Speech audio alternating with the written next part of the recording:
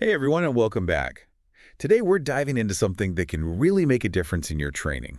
Whether you're, aiming for a podium finish or just want to conquer that weekend hike without feeling completely wiped out after. Exactly. And we're going to be cracking open this super interesting guide from the Australian Institute of Sport. The masterminds behind, a lot of the world's top athletes. Right. Like seriously, those guys are like the gurus of performance. And what's fascinating is even though this guide is like geared towards these elite athletes, Yeah.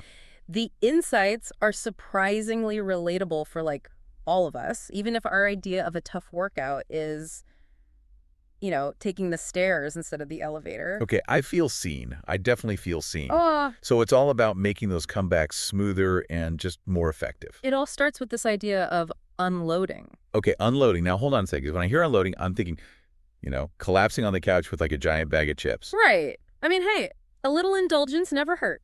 Never. Especially after a good workout, am I right? Exactly.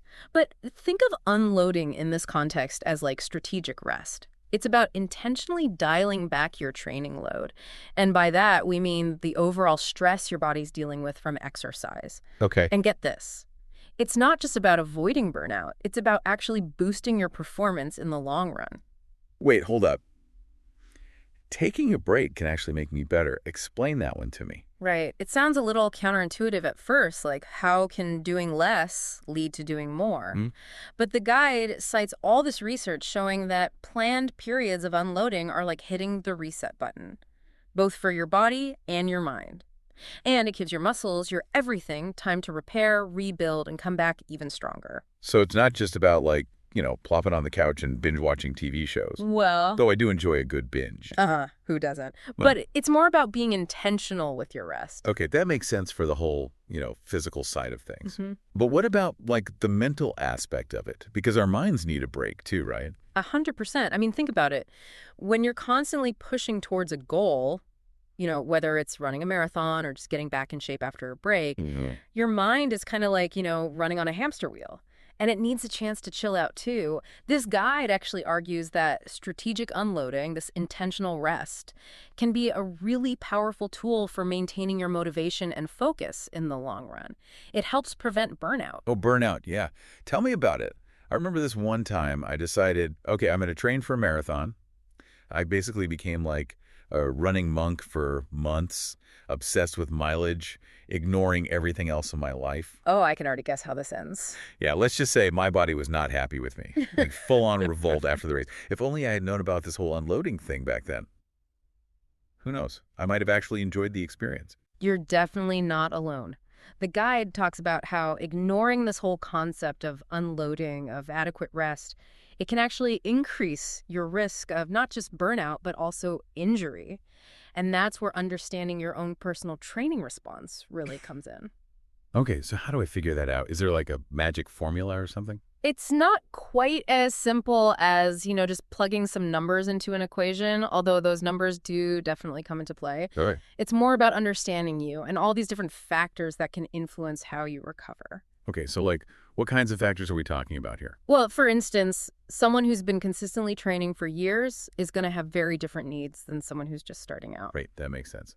So experience level plays a role. Right. What else? This is where it gets really interesting. The guide emphasizes this holistic approach. It's not just about how much you can lift or how far you can run. It's about looking at everything.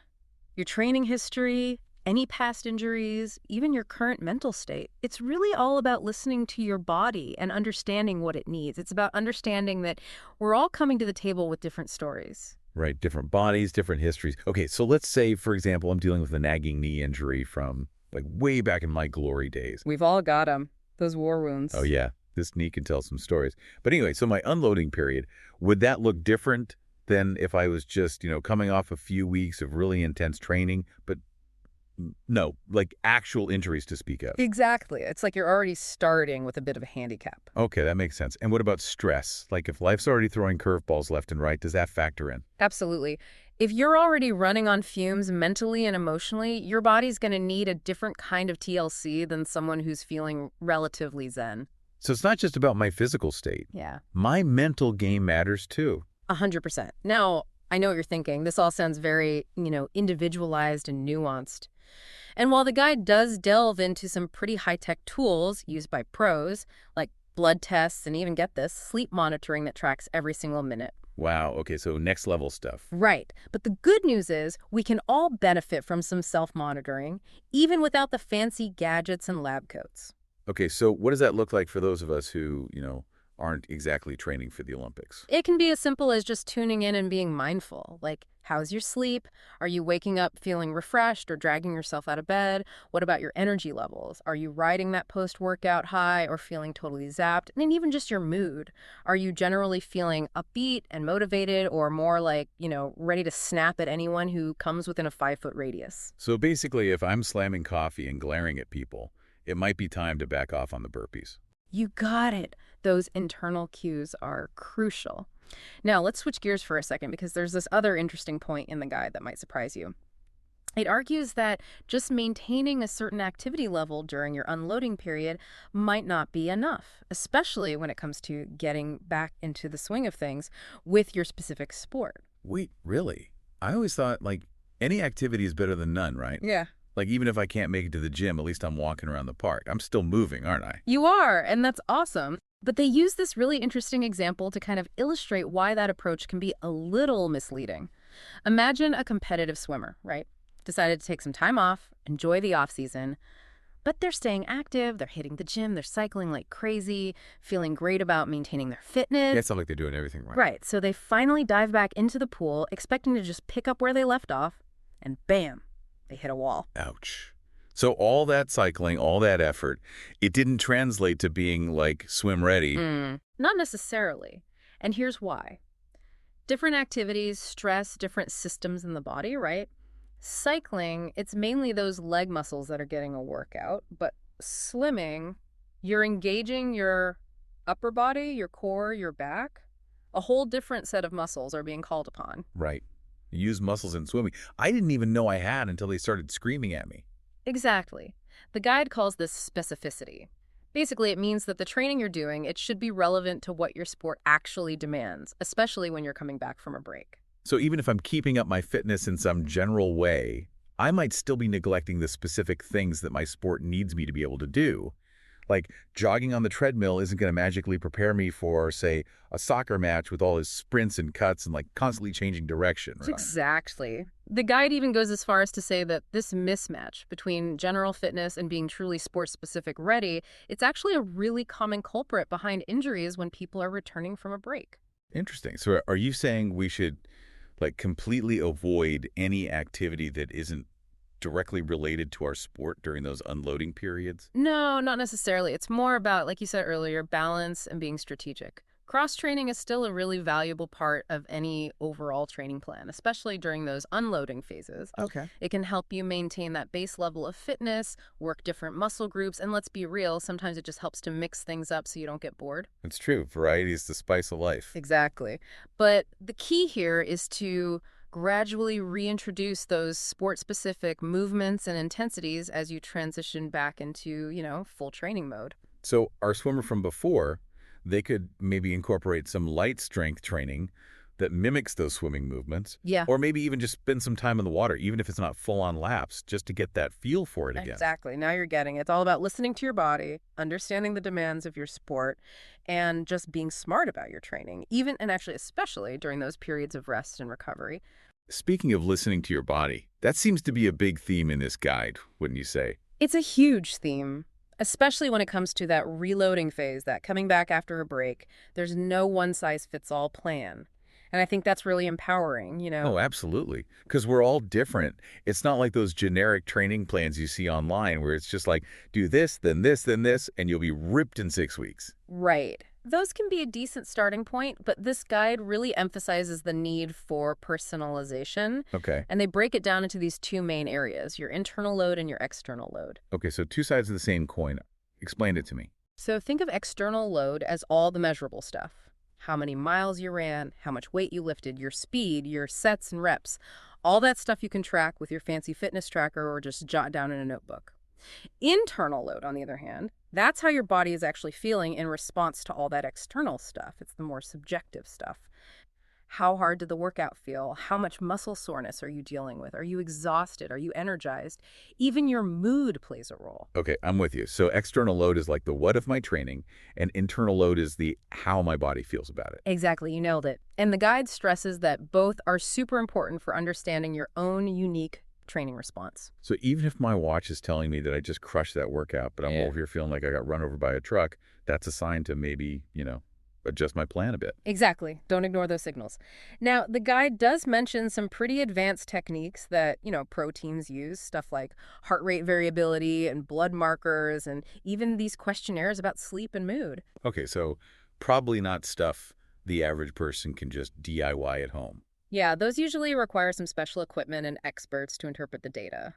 But the main takeaway, even without all the fancy tech, is that we can all become way more tuned in to our bodies. Right. So even just that simple awareness of how we feel during and after a workout, it can be super valuable. 100%. And the guide also points out that coaches often play a huge role in this whole process of observing and understanding athletes' responses to training. Which makes sense, right? They're like looking at it from a more objective perspective, noticing things that the athlete might be missing. Exactly. And while most of us don't have a personal coach following us around and analyzing our every move, we can still apply that same principle of observation to ourselves. Love it. Becoming our own training detectives. Yeah. So what are some other clues we should be looking for, besides just the obvious stuff like, how sore we are? Well, they talk about sleep again. Like, are you consistently waking up feeling refreshed?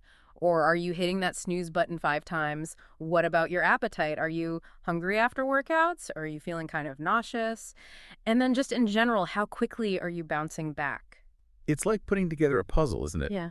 All these little pieces of information can help us create this bigger picture of how our bodies are truly handling the training load. 100%. And if you start noticing some red flags, like if you're constantly exhausted, you're struggling to recover, you've got those little aches and pains that just won't quit, that's your sign to adjust, even if it means scaling back, even if it means taking an extra rest day. It's almost like we need to think of our training plans less like a dictatorship and more like a conversation, like we're Mhm. constantly listening to our body's feedback and adjusting accordingly. I love that. That's such a great way to put it. And actually, the guide kind of uses a similar idea. They call it a criterion-based approach to training, especially when you're coming back after a break. Criterion-based. Okay, I like the sound of that.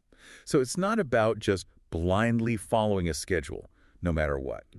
So instead of just blindly following a schedule, we're using specific criteria, like how our body feels, how well we're recovering, to guide our training decisions. Exactly. It's like you're checking in with yourself along the way, seeing how you're feeling, and then making decisions based on that feedback. It's much more nuanced and personalized. Which makes a lot of sense. Yeah. So let's say, for example, I'm coming back after a break, maybe Yeah. an injury, maybe just a well-deserved vacation.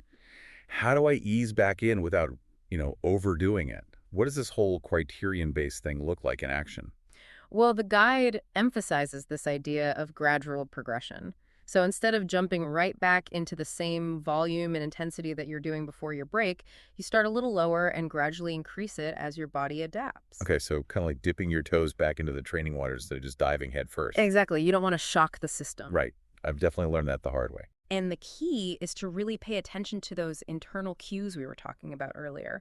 Like, how are you feeling? Are you recovering well between those workouts? If so, great. Maybe you're ready to bump things up a bit. Okay. But if you're constantly sore or feeling wiped out, or you start noticing those little warning signs, like, those little aches and pains creeping in, that's your cue to back off a bit, even if it means taking an extra rest day or two. It's like that constant back and forth, between pushing ourselves and also knowing when to say, okay, maybe I need to chill for a minute. 100%. It's all about finding that sweet spot. Yeah. And this whole personalized approach, this criterion-based approach, it really helps you do that. I love that.